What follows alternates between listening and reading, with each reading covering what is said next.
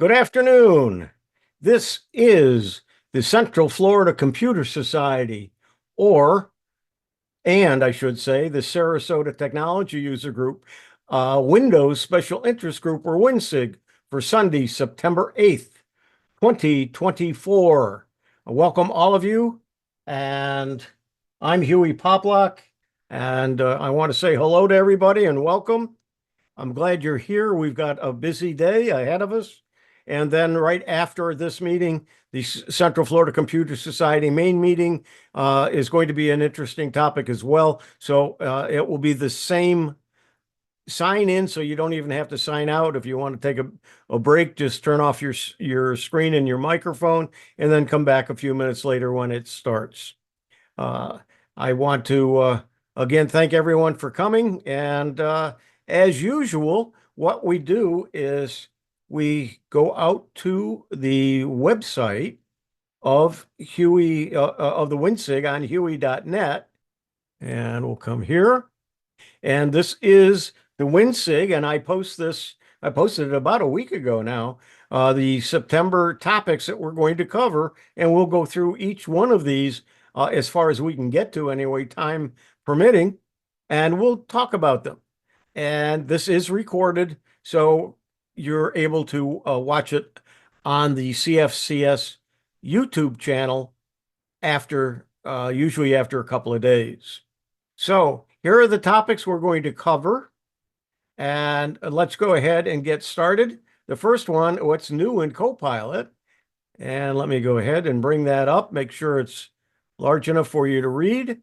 And what's new in Copilot for August 2024. So it's just a week or so ago that this article came out. And there's some admin and management capabilities and some end user capabilities. And then this article explains each of those. There's a new risk assessment quick start guide, which talks about the risk assessment for the AI and Copilot, additional language support for Copilot. And Copilot, by the way, is changing their name to Microsoft 365 Copilot for 365 or something like that. Anyway, they're just putting in the Microsoft 365 in the title. This article, Microsoft Copilot for Microsoft 365 is empowering the public sector. So it just talks about a little bit about some of the things that are changing in the way you use Copilot. So that's an interesting article. And let's go ahead and go to the next one. Right mouse click. Microsoft Copilot, everything you need to know about Microsoft AI, and this is from TechCrunch. Copilot is Microsoft's take on productivity boosting generative AI, and it continues to grow and expand with Microsoft's AI ambitions. So it talks about, what is Microsoft Copilot? Previously known as Bing Chat, is being built into Microsoft search engine, Bing, as well as Windows 10 and 11, and the Microsoft Edge sidebar.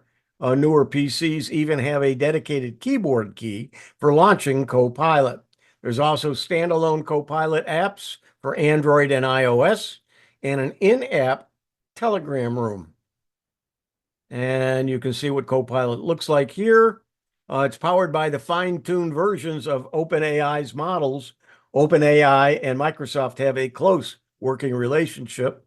Copilot can perform a range of tasks described in natural language, like writing poems and essays, as well as translating text in other languages and summarizing sources from around the web, and sometimes imperfectly.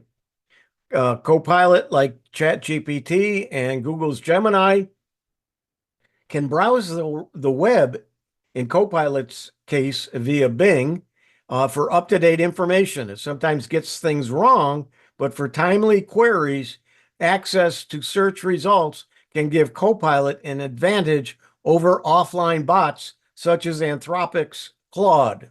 So what you might want to do is, if you're looking to do something that's going to involve some research as well as checking on the internet, then this is where Copilot really comes in handy, and I use it quite often for that.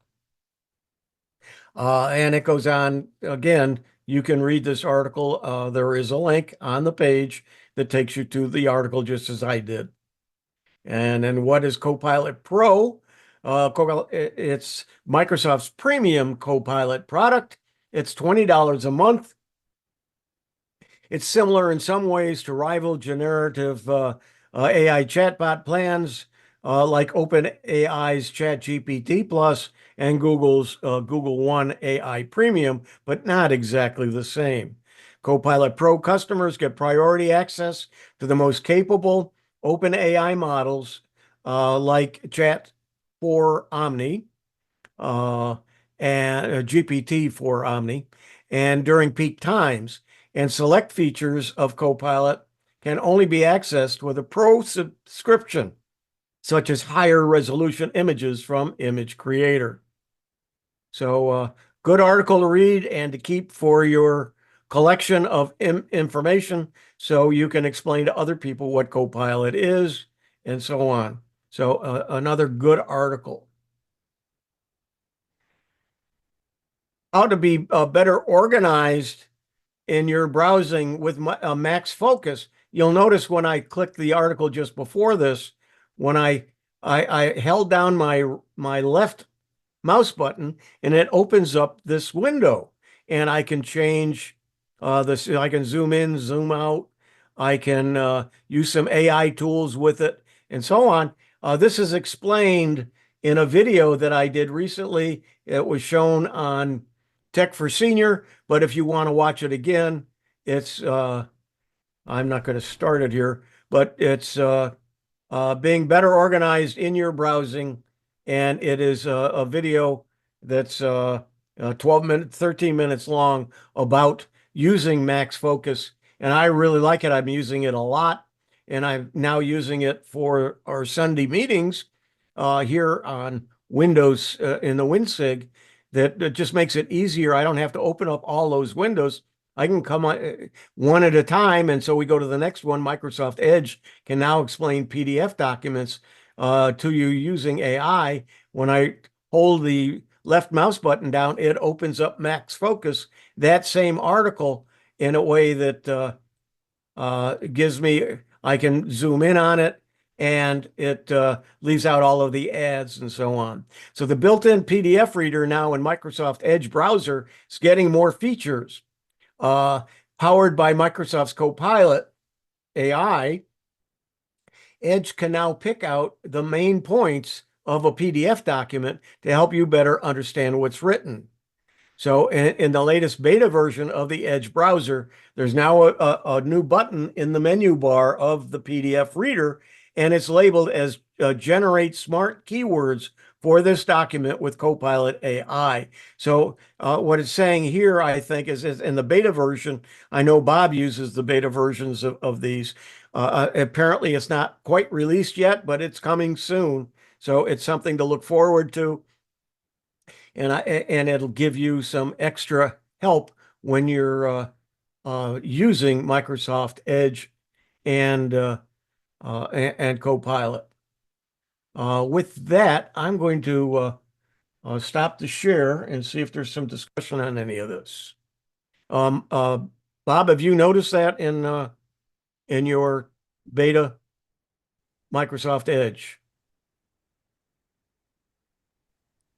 I haven't, Huey, but I haven't spent a lot of time in the beta version of Edge. Ron, you have your hand up. Yeah, Huey, if most things I find Microsoft does are very confusing, and adding off, what is it, Microsoft 365 Copilot is going to be the new name for Copilot. Now, that is a bizarre thing. Does that mean you need to buy Microsoft 365 before you can use Copilot? And if you don't have to do that now, is that coming? And isn't going to add a massive amount of confusion for people? Right. Confusion, yes. Purchasing it, no. You still can use Copilot without the Pro version. but in your Microsoft Office, well, it's not an Office, Microsoft 365, you're going to have Copilot built in. You're not going to have to click an extra button outside of it and open up the app. It will be included in the various programs like Excel and Word and so on that will be uniquely set up for that particular app. Oh yeah, but I mean now I think if you have Windows 10 or 11, I think it's on the button is already there. I mean it's already on your taskbar, so it's there anyway. But you're gonna see Microsoft 365 Copilot, which the first thing you're gonna wonder is, do I have to buy my 365? I mean, it's really going to be a dumb idea, I think, to name it that. It was always that's- taught, keep it simple, stupid, and this sure doesn't make it simple. No, this is No. going to add a lot of this is going to drive people nuts. Yeah, it drives them nuts now, but it'll make it worse. Yeah, exactly.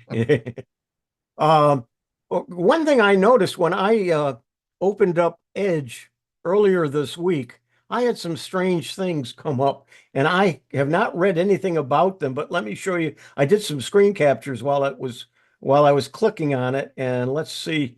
I'm going to go ahead and share my screen and share it again. And this time I am going to minimize this and bring up. I hope I didn't close it out. There we go. And let's look at the first one I got.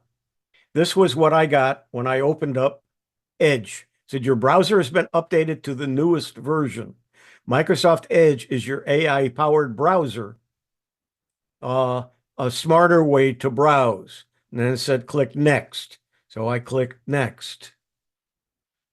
And then I got this, and it says there's new in Copilot craft prompts for any task with Microsoft Copilot. So Microsoft Copilot and Edge, your AI companion for the web, helps you create, find, and do beyond what you thought was possible. Well, that doesn't explain a whole bunch saying, except we do some more things.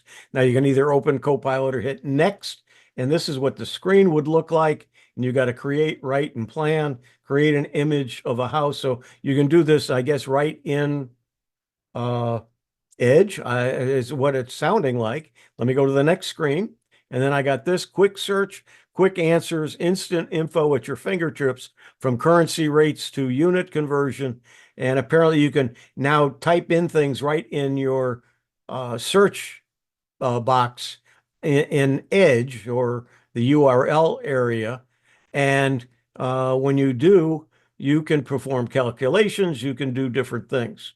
Units, currency, quick, and so on. So let's go to the next screen that I got. Whoops, that's not what I have to do. I do it here. It says, reflect your voice with Compose. Compose in Copilot now allows you to refine the AI-generated draft to your liking with custom writing tones, feedback suggestions, and more so that the draft can represent your writing style. And so it's something we're going to have to play with, I guess, to figure out what it means.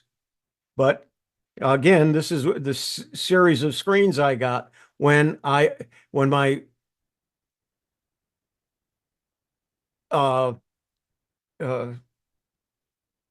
browser was updated. Let's go to the next screen. Automatically organize your tabs. Automatically create tab groups based on tab similarity with the assistance of AI to save time and stay organized with Microsoft Edge.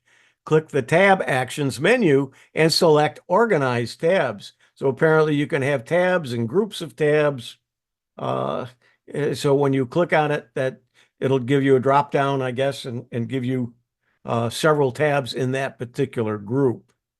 And again, going to the next one, compare prices and save. Shop smart and save more. Microsoft Edge searches the web to find the best prices online and let you know if what you're looking for is available at a lower price anywhere else. So that looks like an interesting thing to have. And again, I haven't tried any of these, and I don't even know whether I have access to it yet. But apparently, according to this, I'm supposed to, I guess. I haven't played with it. Compare with other retailers, and it gives you some information. And let me click the next one. So you're 3 steps away from getting the best browsing experience. Uh, Keep your browsing data up to date. Regularly bring your favorites, passwords, history, and cookies from and more from other browsers. So you can import all of your bookmarks and your passwords and so on. You can bring them right into Edge by just clicking import. And then you can stay in sync while on the go. Download the Microsoft Edge app to continue browsing on your phone and stay in sync across your devices. So if you're working on your desktop and you're going out and you're just going to take your phone, if you have this ability downloaded and available for you, when you pick it up on your phone, it's going to be right where you left off on your desktop. And then pin sites for faster access. Pinning gives you quick access to the sites you love and use the most without even opening the browser. Select sites here to pin them to the Windows taskbar, and you can do that from here. And let's see, is there another one?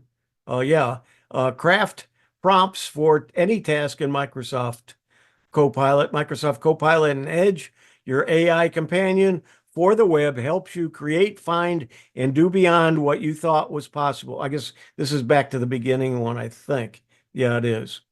So you get the idea. Let's go ahead and any comments about what I found and Make Edge your default browser in both your computer and your laptop, and then automatically things sync.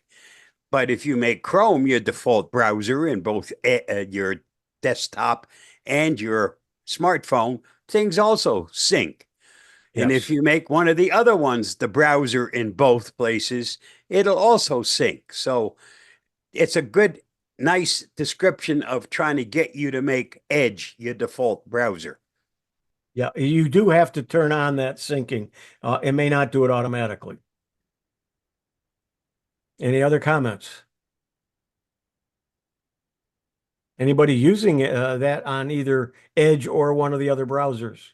I know I use it in Chrome. So do I. Okay, let's go ahead and share again.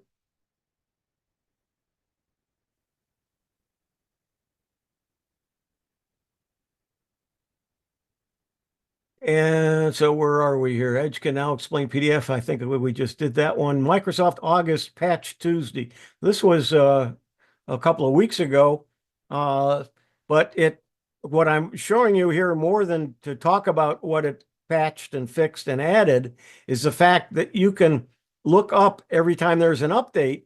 You can find what it updated. Usually it describes everything, but not always, as I have found. But so you might want to look through this one.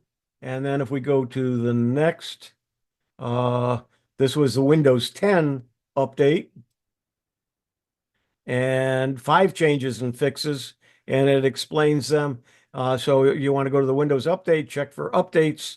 And then one of the things in there, you can look up what when it shows the updates, you can click and download and install. And after it's installed, you can click on it'll say what's new. And it does explain what's been updated in this. And this is Windows 10. So Windows 10, of course, is still being updated as well and will be until sometime next year. I guess it's October of next year. And then a Windows 11, again, updates and sharing, add to sharing to Android devices. And so one of the things it says it's going to do is going to allow you to use your Windows Explorer and your Android device. I haven't been able to make that work yet, so I don't know whether it's still in beta, but this is one thing that I hope to be able to use to make it a little bit easier to move files back and forth. But if you remember, I used a program called Local Send. I did a video on it, and we talked about it, I think, on Tech for Senior, and I think we talked about it here. But I use it to move files back and forth between my phone and my PC, and it's much faster than any of the other ways I have found. So that's Local Send. So let's go ahead and close this. Microsoft secretly updated Windows security to fix an important issue. Let's see what that's all about. Microsoft secretly updated Windows security. Recently, Microsoft, come on, that's an advertisement. Microsoft released a Windows update on the down low that mainly fixes a major problem in Microsoft Defender antivirus. This was first spotted and reported by NeoWin. The update, called Security Intelligence Update version, and it gives the number, addresses a problem where Windows systems become vulnerable for a short time after installation. So it was a big security hole in Microsoft Defender, and they have fixed it. Another reason why updating quickly Microsoft, the operating system, and its updates is important. And then if you want to check to see if the update was installed, for most Windows users, the update was probably already installed for you. If you want to be sure, you can check by launching Windows Security, then clicking the Virus and Threat Protection tile, and then clicking Check for Updates. And then it tells about the following updates. So let's go ahead, and I think I can remember what to do here. And then it was privacy and security. And then what was it? According to, let's see, where to go. Security, virus and threat protection, and then check for updates. Whoops.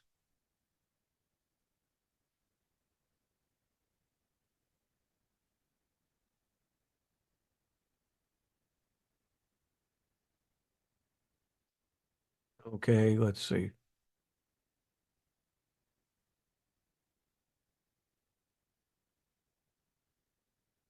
Windows security, maybe. Virus and threat. Why am I having trouble saying that? Threat protection, and then current threats, virus that, and where does it say to check to see if there's updates? Quick scan. I don't want to do that.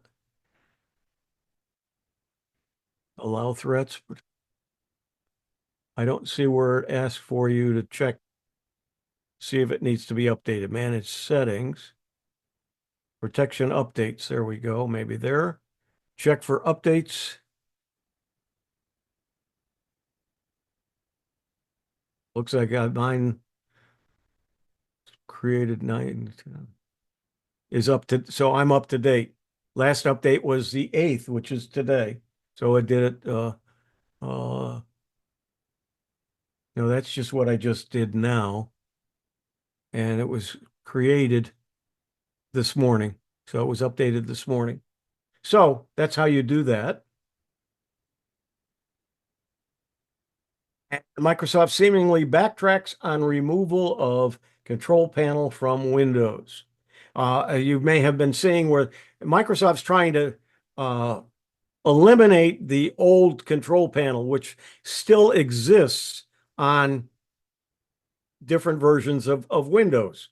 It's still there. However, a lot of it's been moved over to the settings, but some of the items still are in the old control panel. And the reason why is they have to reprogram and write code to make it part of settings as opposed to the control panel.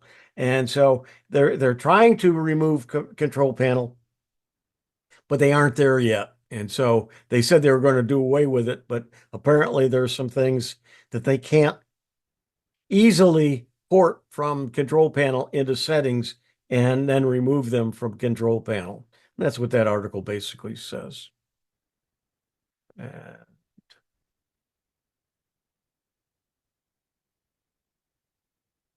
How to quickly restart File Explorer and fix freezes. Mastering Windows 11, how to quickly restart File Explorer and fix freezes. And this is from Groovy Post. Let's see, I opened up the article and that's not what I wanted to do. And we'll come back here. And there we go. When File Explorer freezes while managing files and folders, it dampers on your workflow. Luckily, you can restart File Explorer, and this tells you how you can do that. So if File Explorer locks up, and it has for me at different times, when you're in the zone working with files and folders and getting things done on Windows 11, nothing is more annoying than when File Explorer freezes up. Unfortunately, it can freeze up while you're in different workflow phases. So the good news is that there are a few ways to restart File Explorer in Windows 11. Like restarting File Explorer on Windows 10, you can get it working again on Windows 11 so you can continue getting things done. And this guide will show you some different ways to restart. And one of them is using Task Manager. That's usually the way I use it. Right click on the taskbar, and I'll do that right now. I right click on the taskbar, you'll see Task Manager is right there. You can also press Control Shift Escape to open it directly. And you can see here, this is what it looks like on my screen. Select the Processes tab on the left and scroll down to Windows Explorer and click Restart from the menu. So let's do that. We'll go to Task Manager. We'll open up Task Manager. And down over here under Processes, where I already am, you'll see it's here. And then don't think there's a way for me to make this bigger. I'm sorry. But you can come down here, and then let's say we're looking for Windows Explorer. To make it a lot easier, any of these columns can be clicked on and it alphabetizes it. So if we do names, now they're in alphabetical order. First the apps and then the background processes, and then you come down here to Windows Explorer and you find Windows Explorer. Is it down here? Driver, yeah, it might be up here in one of these others. Yeah, it's It back was up up at the top. You passed it. I passed it. Yeah, back up at the top. It Oh, was in the okay. first group, That's why I have you here to help me. right there. Yeah, right here. If Yep. if I right mouse click it, one of the things here is to end the task, or you can restart it. And if you restart it, it will restart it for you. So if it's stuck, that will force it to restart. So, and you can, I also have that sometimes when I'm working in something in Edge or in Chrome and it locks up on me, I will do a similar thing. I will go out and find it in Task Manager. Again, Task Manager. I will come down, let's say Chrome locked up on me. I just right mouse click it and tell it to end the task, and then I open up Chrome again. And that takes care of it. And sometimes, you know, when you go to a website and all of a sudden you get those flashing things that's saying you've got a problem, there's a virus or there's a malware or whatever, and it's flashing and so on, and you can't get it to stop. Well, just open up Task Manager, go to whatever browser you're using, and tell it to end the task, and that whole screen goes away. Then open it up, and when you open it up, it may say you closed Chrome with some items open. Do you want to restart those? And you say no, and then it won't be there, and then you're starting from scratch, and it goes away. So with that, let's go ahead and stop and see if we got some comments. Anyone? How many of you do use the Task Manager? and how many may not use Task Manager. It's a useful tool, and it's easy to get to, and it's easy to work with. Steve Parker, go ahead. Yeah, I was just going to say I use the Process Explorer, which is the sysinternals version of Task Manager. It's a bit more advanced version that allows you to do extra things with it. Okay, thank you. Yeah, when you're in that Task Manager and the only Windows Explorer one you've got open, you don't want to end the task, because if you do that, you won't be able to get back into Windows unless you reboot the whole system. So you just want to make sure you restart it.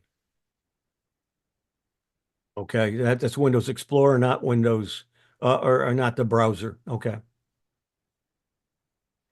Okay, any other comments? Your hand's still up, Steve. There you go. Anyone else? Comments? Questions? Okay, let me go ahead and reshare.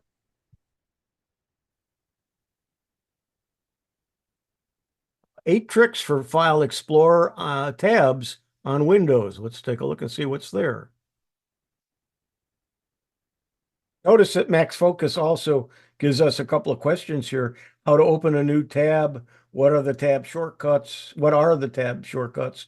And then when to use duplicate tabs. So you can click on those and it'll give you other answers. But right now it's just showing us the article. And tabs aren't just for your web browser. Tabs file management is awesome. Page last updated was August 15th, about a month ago. Not quite a month ago. Tabs aren't just for your web browser. Tabbed file management is awesome. PC users begged Microsoft for tabs in File Explorer for many years. Now, Windows 11 PCs offer tab-based file management system, and there's a lot you can do with it. The File Explorer tab experience is extremely useful, and it can really streamline your file management if you're working on with multiple windows. Like in Chrome and other web browsers, switching between tabs is much more convenient than juggling a pile of File Explorer windows with Alt-Tab. Alt-Tab moves you from screen to screen. But this only works in Windows 11. Windows 10 doesn't have the File Explorer tabs unless you turn to third-party applications. So get Windows Intelligence and get a free Windows Field Guide. Oh, this is for an ad from where the article is. Okay, here are the tricks you can use for tabs in File Explorer. You can open a new tab by pressing Control T or click the plus button at the top of the toolbar. To open a folder in a new tab, middle click it or right click it and select Open in a new tab. To move files between tabs, click and drag a file to a tab. File Explorer will then switch to that tab, and you can finish dragging it and dropping it in the file, dropping the file wherever you like. To reorganizing tabs, you can drag and drop them. You can also drag and drop tabs between different windows. Drag a tab away from a tab bar to make the tab its own separate window. To combine two File Explorer windows into one, drag the tab in one window to the other window's tab bar. And to duplicate a tab, right-click and select Duplicate. And as of mid-August, this feature is gradually rolling out. So if you don't have it yet, you should soon. And then to close a tab, press Control W or middle click on the tab bar. And to close multiple tabs, right click a tab in the tab bar and select Close Other Tabs or Close Tabs to the right. So those are different things you can do with the tabs in Windows Explorer. So we've got Windows Explorer here. And let's go ahead and what I a lot of times will do is I'll hit File Explorer and open another tab or another window. So let's just go to my desktop, for instance, and I can then take that tab and drop it here. And now that tab, the other tab is within it on the desktop. Oh, hope I didn't screw something up and I won't know where it is now. So let's just, for the heck of it, I'm going to do a Control-Z. No, that doesn't undo it. But anyway, you can move things around that way, and then you can have multiple tabs open and then combine them and so on. So if you're not using tabs within File Explorer, and I don't a lot, I probably should start trying to try different ways of using it.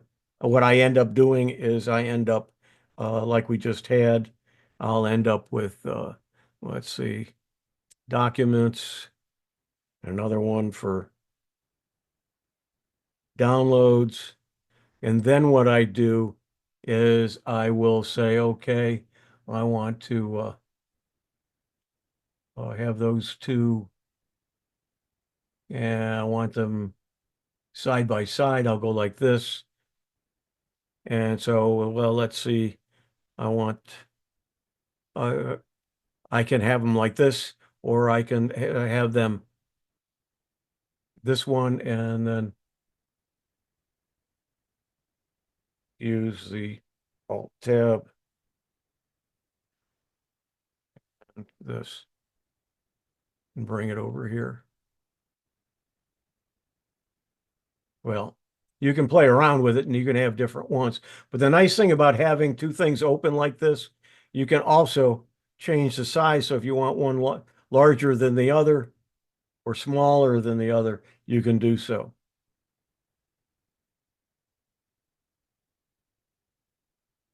And then you can just close that out like that. Okay. Let's go to the next one, getting to know Notepad and some of the new features. Let's go ahead and open that article. Getting to know Notepad, new features. This is from Dave's Computer Tips. New Notepad features in Windows 11. You can open a new tab. There are now tabs in Notepad. The addition of tabs is a major improvement. You can use dark mode. I don't like dark mode for most things, so I don't use it. And the reason I don't like it is when I'm demonstrating things, sometimes it's more difficult for people to be able to see it and read what's on it. Spell check and autocorrect are now part of and work much better in Notepad. It vastly improves overall text accuracy. So you can do a spell check. You can have autocorrect on if you want in Notepad. So Windows Notepad in Windows 10 and 11, some of the shared features is find and replace, which it used to have, but it's a little bit different in Windows 11. Search with Bing, so you can do a search for definitions from within Notepad. You can zoom in and out using the keyboard shortcut for Control plus and Control minus to zoom out. So if you open up a Notepad file, you can make it larger and smaller. And then formatting option, Notepad provides options for a variety of fonts, different font styles and font sizes. However, remember in Notepad, if you change the font, it changes for the entire document. You can't have different fonts within one Notepad document. And it automatically adds a time and date stamp. Notepad's been doing this for years. This tip is particularly useful in maintaining a journal. You open a new instance of Notepad and then just type in .log as the first line and then save this file. And then from now on, every time you open the file, the current time and date will be automatically inserted. From there, all you have to do is type in your new notes. So with that, let me go ahead and stop the share. I use Notepad a lot. And I'm wondering how many others do. Any comments, questions? Raise your hand like this if you just use Notepad. I'm a Notepad plus plus fan. Yeah, that's a third party program. Yep. It Yeah. does a little bit more, but before you go to that extreme where you're going to install more software, you might want to try Notepad. And if you require more things, you might want to then look at something like Notepad plus plus. Jolyn? Yeah, I think it's working great. Both the new File Explorer I work well with and Notepad definitely. I like the way that it keeps all the tabs. They're not all individual files, so you can have multiple tabs open. One of the little extensions I have is one that I think either y'all, I forget who recommended it, but I use it. It takes all the open tabs and creates a text file. And that has been so helpful for me in remembering stuff that I've learned online and can share with the computer club. So that the Notepad is working really, really well. You can find what that extension is if you'd put it in the chat. I'd appreciate it. I'm not familiar with it, or it just doesn't ring a bell with me. And I'd Will like to do. take a look at that. And maybe somebody else might too. Bob G, Will your do. hand is up. Notepad, I'd be lost without it. I use it more than I do full-fledged Word document management software. The nice thing about the tabs now is they don't disappear when you close Windows. They come back when you reopen Windows. And the secret is that if you close the main window, all tabs are saved. If you close an individual window, then you can save it or say, nah, I don't need this anymore. It's garbage. But if you're closing the main Notepad itself, everything that's in it isn't gone. It's still there. And that has been the greatest saver since they made the changes. I totally agree. I love that. And frequently I have to look to see, I've got so many of them open that I then go back, and then the ones I don't need anymore, I do. Yeah, you do have to close Tell them to every close, once in yeah. a while. It gets Yeah. confusing if you don't. Yeah. Yeah, you get a big list of them. Stephen, your hand is Yeah, up. I use Notepad too. I mean, I have it open all the time, usually multiple copies. The nice thing about it, if you're copying something from, say, a website, and you don't care about all the pictures, you just want the text, just go ahead and copy all, and all you get is the text. You don't have to worry about messing with the pictures, the images and so on. So no, it's and you can do searches on it too. So the same as you would do a search in Word. It's very, very easy to use. So yeah, I agree. It's one of the best products. Yeah, and sometimes I want to copy an article. In that article, there are all kinds of links. So if I copy it and paste it into Word, all those links still are there. If I copy it into to Word, to Notepad, those right. links aren't there any longer. Absolutely. Mm. Well, if you do put it into Word, you can do a right click and select how you want it imported. And you can either save the links or not use the links. So you do have that option even in Word. Oh, I didn't know Just that. use So a that's right helpful. click instead of just import it. Instead of pasting, you mean? Yeah, when you paste it, do a right click and you have a selection of how you want it to be pasted. You can use the formatting from the article itself. You can save links. You can discard the links or turn them into regular text. All of that's available if you use the right click instead of just select paste. Ah. I didn't know that. Thank you. Uh-huh. Drew, you have your hand up. Yeah. I don't know, maybe Bob G has seen this. Do you know if Microsoft is going to do in File Explorer what they've done in Notepad in terms of being able to, when you reopen File Explorer, restore the tabs that you had before? As far as I know, if you have tabs in it, when you open it, the tabs are still there. Now, I don't use the Oh. tabs very often in File Explorer, but from what I remember, if you have a tab open besides the actual one that opens when you open File Explorer, it'll be there when you reopen it. Huh. That doesn't work that way on mine. I'll have I to don't look into recall. that. Yeah, I will too, because I don't recall that either. Have to take But I another might not be look, doing Drew. it right. Yep. Yep. Okay, any other comments, questions? I don't know about you, but I've learned a lot of new things so far today. So even though I'm presenting a lot of things, I always learn while we're talking and some of your comments and some of the things that I find in the articles. One of the So other things to consider, you said, with making things bigger or smaller, besides the up and down arrow, you can also use the control button and then use the mouse wheel up or down. That has the same effect. So if you have a mouse wheel, which is also known as the middle mouse button, unless you have a specific button, but you can scroll up and down as long as you're holding down the control key, and you make things bigger or smaller. You is can that also in true? Windows 11 use your volume all the way on the right hand side and scroll your mouse button up or down. Makes it softer, higher or lower as far as the volume goes. Oh, We could have a session just on mouse buttons, huh? yeah, and Windows Explorer, what you're saying, and let me share my screen here and share. So if I open up, close this, well, I should have just left that open, but let's say I open up a File Explorer.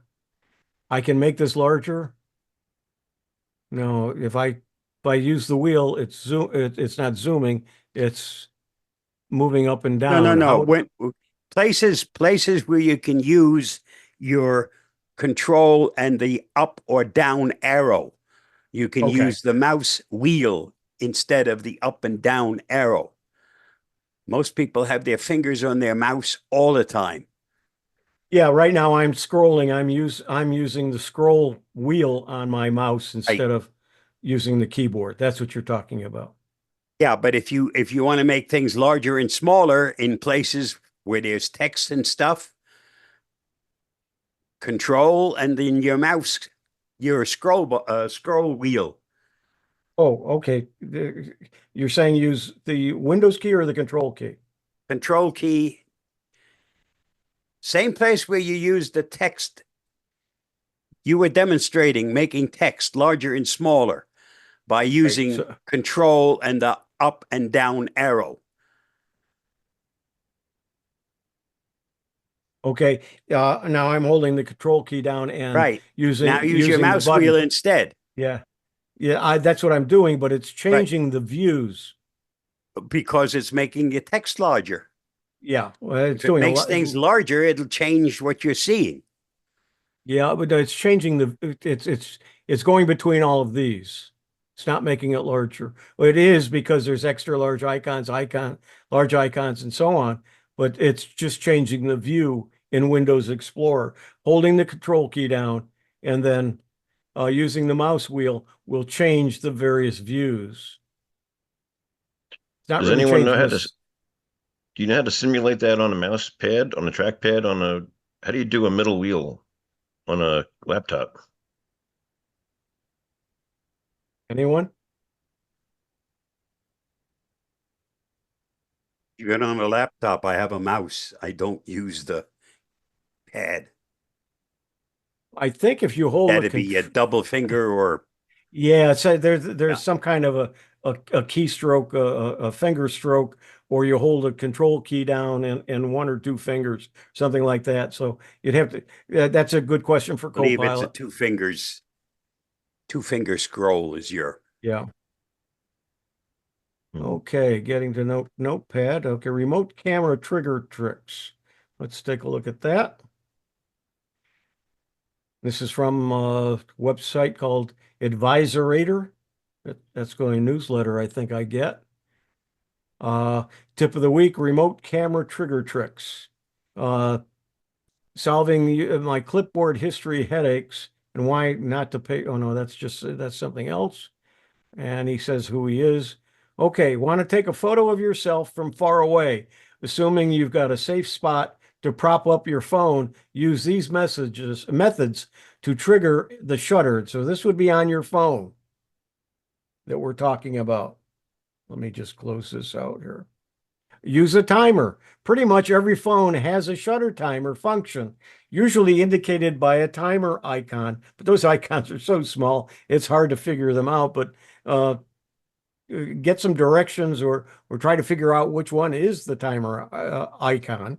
And then to find it on the iPhone, for instance, tap the up arrow near the top of the screen and then scroll right on the bottom control pane. So that's one way. Use a timer. And as it says, most of the phones have a timer in the camera function. Use your smartwatch. Start the timer from your watch using the camera remote app on an Apple Watch or the camera app on Wear OS watches. And you can set it up from your setting up a timer on your smartwatch. You can use your voice. On Android phones, say, "Hey G, take a photo," or "Hey G, take a selfie." On Samsung phones, you can also say these words, cheese, capture, smile, or shoot while the camera is open. And you may need to enable this first by tapping the gear icon and heading to the shooting methods and then voice commands. But you can say cheese and it will snap the picture. And then use your palm. On Pixel phones, hold your palm up to the camera to start the shutter timer. By default, this only works when the timer mode is enabled. You can set it to work at all times by tapping the gear icon and changing the palm timer setting. So that's on Pixel phones. I know several of you have Pixel phones. And then using the iOS 18 beta, which will be released soon, you can also use vocal actions to set up a voice-activated camera trigger. Just assign a phrase like, say, cheese, to the volume up button. So let's see, there's some other things in this article. How I solve my clipboard history headaches. Here's a scenario I run into often. I copy a link, image, or snippet of text. I copy another link, image, or snippet of a text, overwriting the previous clipboard item. Now I realize that I need to paste the original item, so I waste a bunch of time finding it, copying it all over again. On Windows PCs, this is never a problem using Microsoft's built-in clipboard history tool. You can easily retrieve a list of previously copied items by pressing Win-V and then selecting the one you want. And let me show you, if I do Win-V, you may see some things I don't want you to. No, I rebooted, that's why. Okay, so let me just go ahead and say, okay, here, I'll do this for Control C.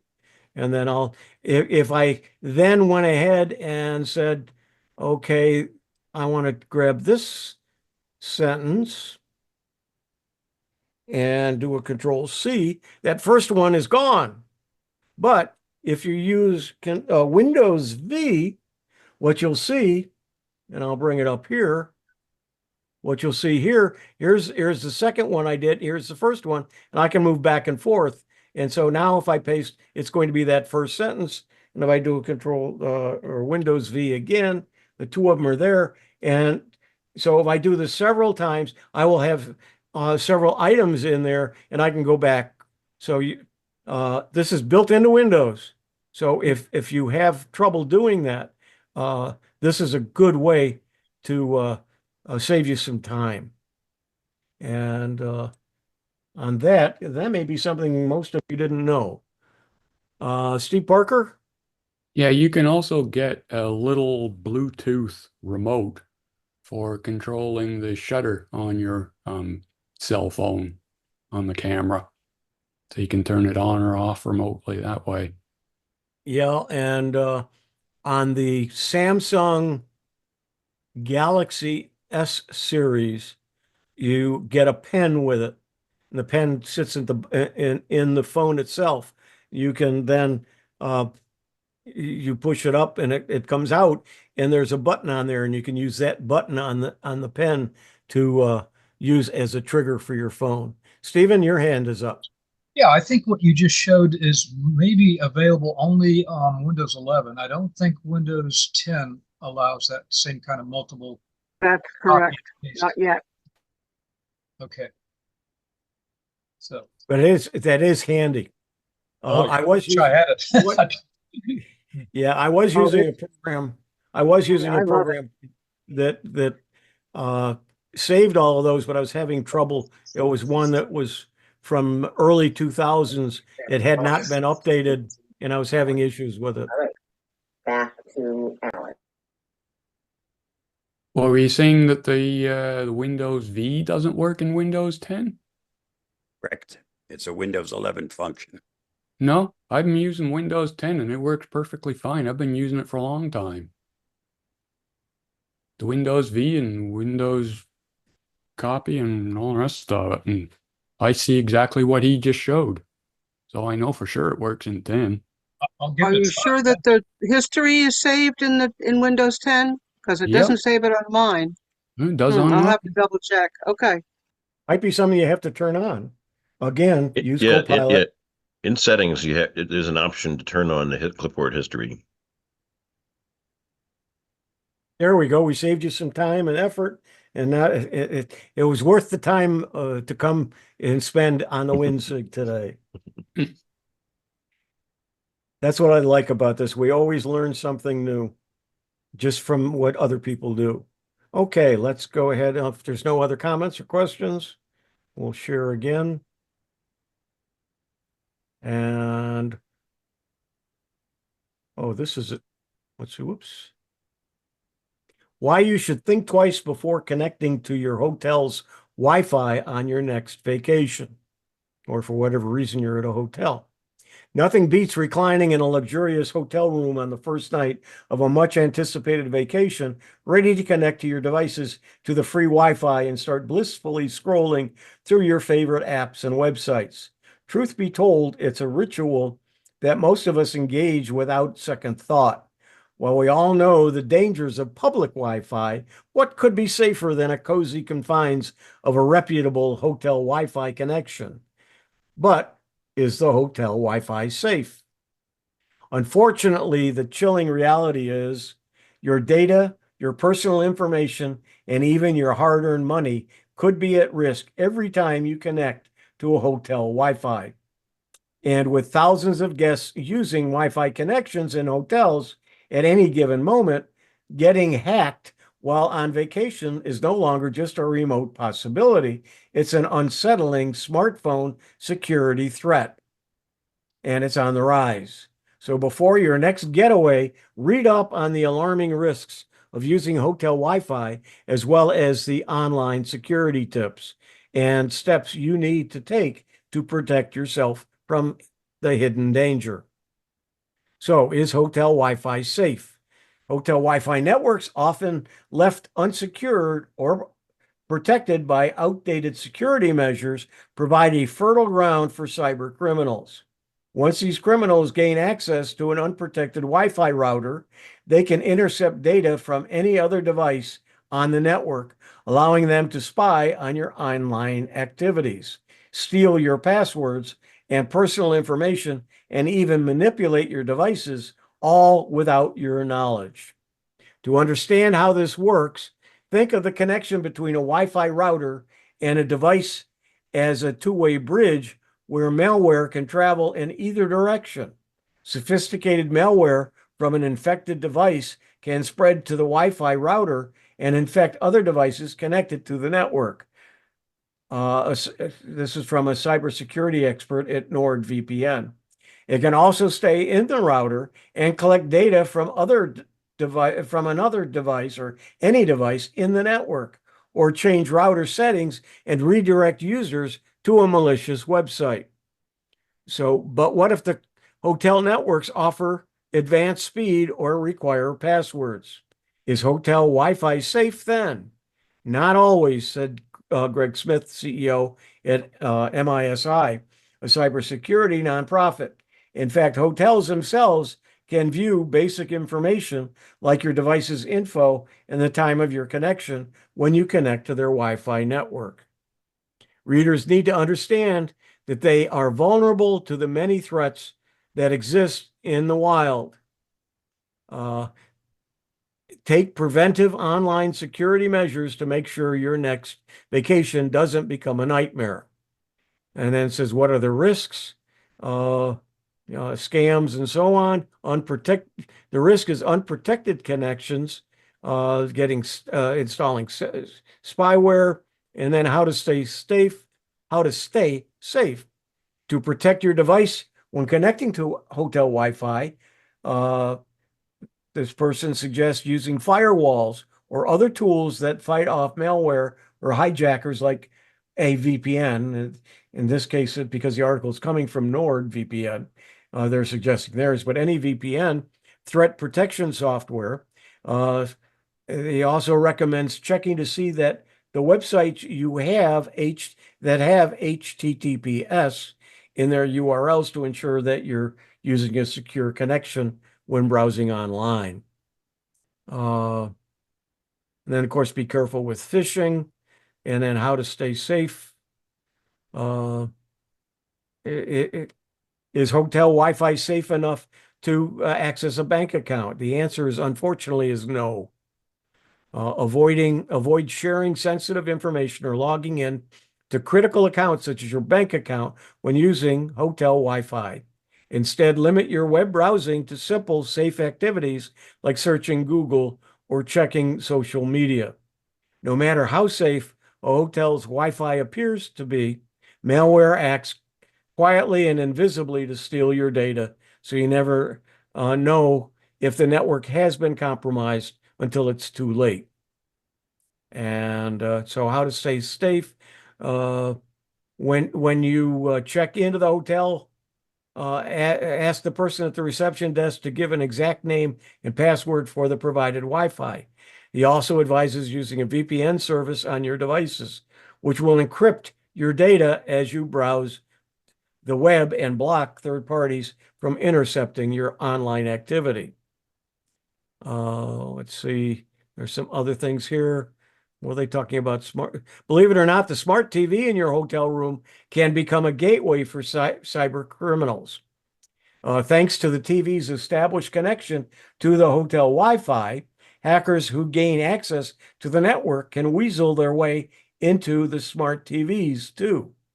Depending upon the aim of the intruders, a hacked smart TV could be used for a number of cyber crimes, from cyber stalking travelers with built-in microphones or cameras to stealing personal credentials used to log into apps on the smart TV and selling them on the dark web. Even if hackers have just access to the hotel's Wi-Fi network, they still can collect the browsing history on your devices and use it to stalk or threaten you. How to stay safe with that? If you have a smart TV in your hotel room, they suggest keeping it unplugged from the power sources when it's not being used. You should also cover the TV's webcam, if there is one, and avoid logging in with personal credentials to migrate your risks of getting hacked. So don't go to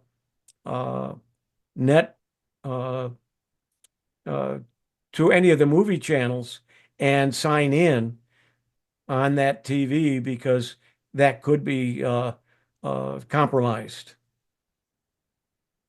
And so there's some other things here too that you might want to read. So what to do if you're hacked, and then it tells you what to do, and then talks about the people that wrote the article. So I find that interesting. Let's go ahead and stop the share for a moment and see if anyone had any experiences with hotels, issues and so on. Bob, you have your hand up. There's probably some additional things they can do, right? Very simple rule. Open Wi-Fi. Any Wi-Fi network where you do not control its security isn't something you should be using, because very simple. Hackers have as much access to it as you do. Okay, anyone had any either good or bad experiences using hotel Wi-Fi or? Now, what do you do if you're not going to use the hotel Wi-Fi? Well, it's a phone. That you're safe, your cell phone is Just- secure. If you have a VPN that you can start before you start doing anything on the internet when you're using the hotel's Wi-Fi, that secures you. And if you've been to that hotel before and have signed in, it may remember it. So what I suggest you do, and I'm sure Bob would agree, is turn off your Wi-Fi. So it can't connect automatically or can't connect. And so just don't use Wi-Fi and just use your cell. Now, if you're using a laptop, what you want to do, and you can do that, you can plug in your phone to charge it, keeping it charged. And then if you have, if you're paying for the your phone to be a hotspot, then turn your hotspot on and then connect your laptop to that hotspot's Wi-Fi, and then you will be protected. Anyone else with any comments, questions? I travel with my own, I haven't done it in a while, but I travel with my own little Fire Stick. And rather than using the smart TV features, I just use my own smart TV features. Yeah, Bob, any ideas if that's as safe, if that is safe? I would suppose it would be. But If you're plugging your Fire Stick into the hotel's smart TV, it's not safe. If you're Well, using your laptop and you're plugging in and you have a safe connection on your laptop, you can use your laptop as a TV. That's safe. Or don't use anything where you have to give away your information. Remember, your Fire Stick does have proprietary stuff on it for you. yeah, it goes through a VPN and through my phone, not through the hotel Wi-Fi. If you're So going I'm through not- your phone, then you're not using I just use it. phone's I network. just haven't been to a hotel where they had a smart TV, where they were dumb TVs, and I just wanted to project up onto my TV, so I would bring the Fire Stick with me. then you This was connect back. your This was laptop to the TV. Yeah. yeah. This was before smart TVs were in hotels. Okay. Anybody else with any experiences or things they want to share? We got about 5 minutes and we got a couple articles left. Let's go back and see what we've got.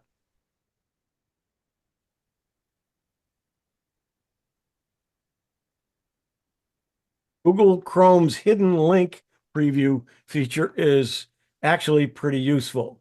Google Chrome is constantly being updated. This is the browser now. Whether to add new features, speaking of advertisements, like AI-powered image searches, or take away beloved functionality and killing popular extensions in the process. In this case, we're talking about the former. Starting with version 124 of Chrome, there's been a hidden preview feature that can show you a link impression of linked page before you actually visit it in earnest. When this hidden preview feature is enabled, I'm not sure if I have it enabled. You've got to go in and link preview and then enable it. So if I find, let's see if I can find a link here somewhere. There's one. Apparently I don't have it. Or do I have to click on something? Let's see what it says here. Alt key and click. Alt key.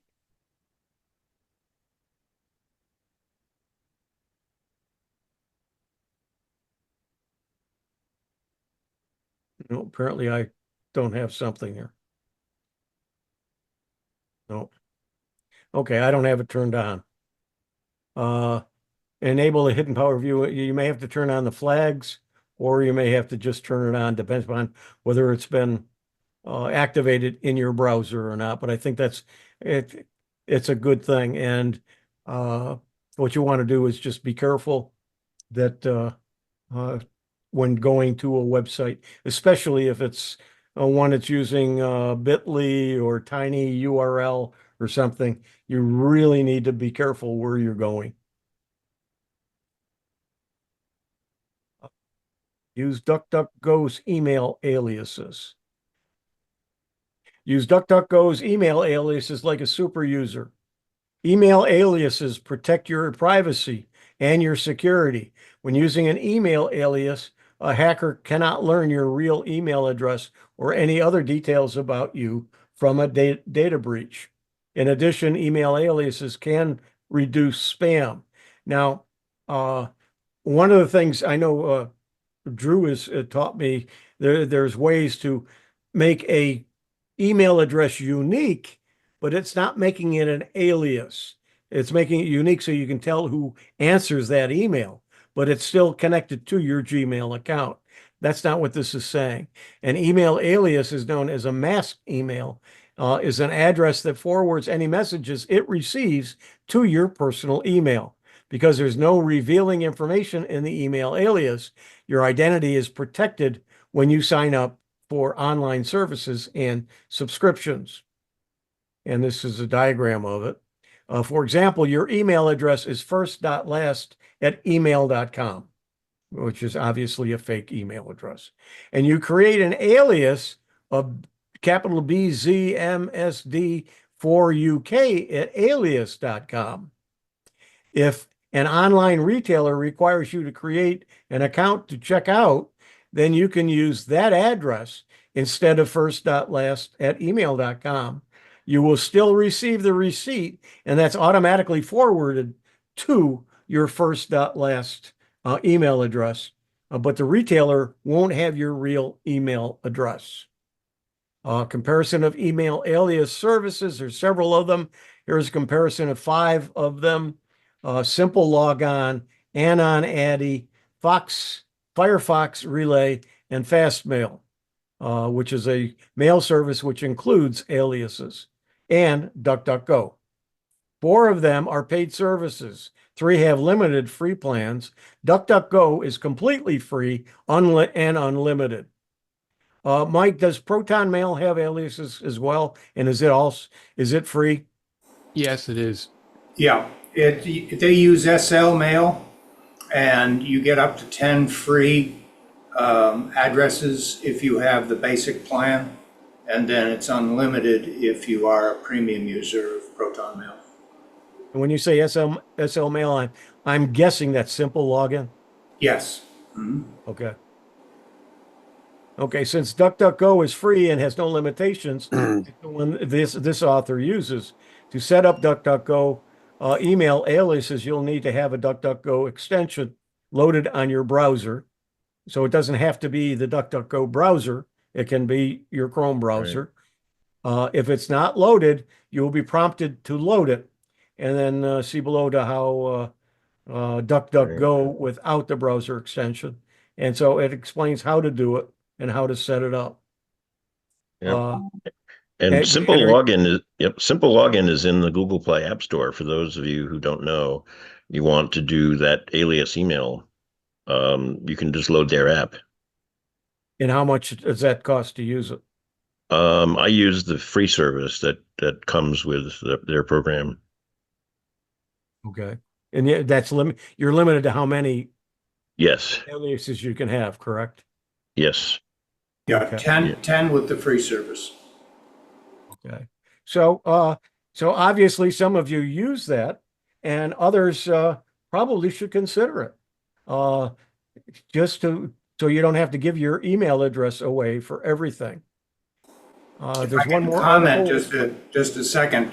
One of the cybersecurity methods is to set up that address, just like you said, and then use that same provider to create a user ID that's using the hashed portion of the code. You know, like if, let's say it was Mike U, which is me, dot, and then XYZ 123, whatever the the thing was, at slmail.com.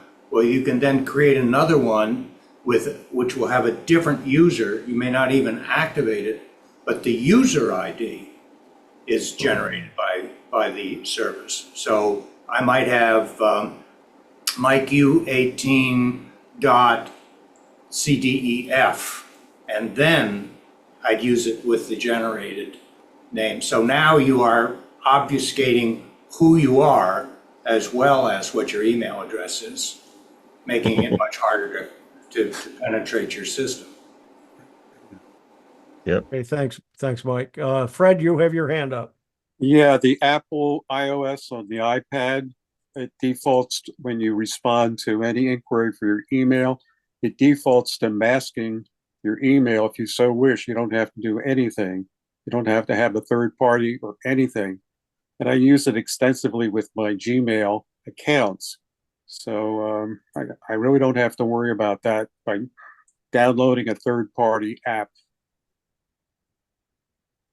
Well, how do you do it then? It's an option. It's an option. When you get the inquiry for your email, it says right there, do you want to spoof your email? And it will be delivered to your real email, but they send back a spoof email. Does Apple do that by default? Yes, on the iPad. Yes. I'll have to try that on my iPad. Never used it.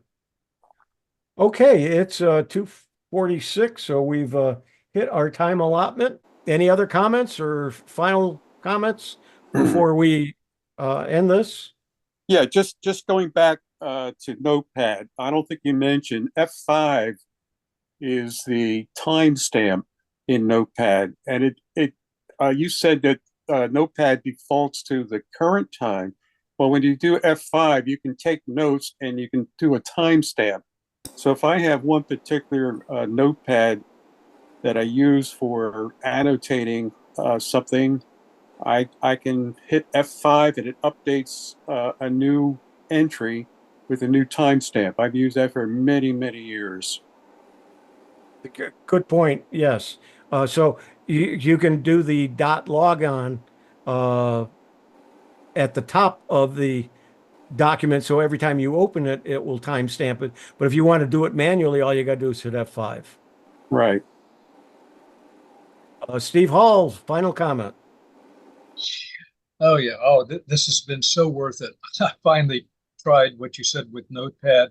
You copy, you paste a couple of things, and then it's Windows V. I think I missed that the first time. You click on Windows V, and a little list comes up. You just pick the one that you want to copy again. Oh, that's wonderful. Thank you for that. That is going to be worth $1 million. Great. I'm glad we could help and glad you learned that. Yeah. Okay. Any other final comments? All right. Thank Sure, once you. again. Great group of links. Thank you. Great discussion, everybody. This has been the Central Florida Computer Society and the Sarasota Technology User Group, WinSIG, for Sunday, September 8th, 2024. We'll see you next month.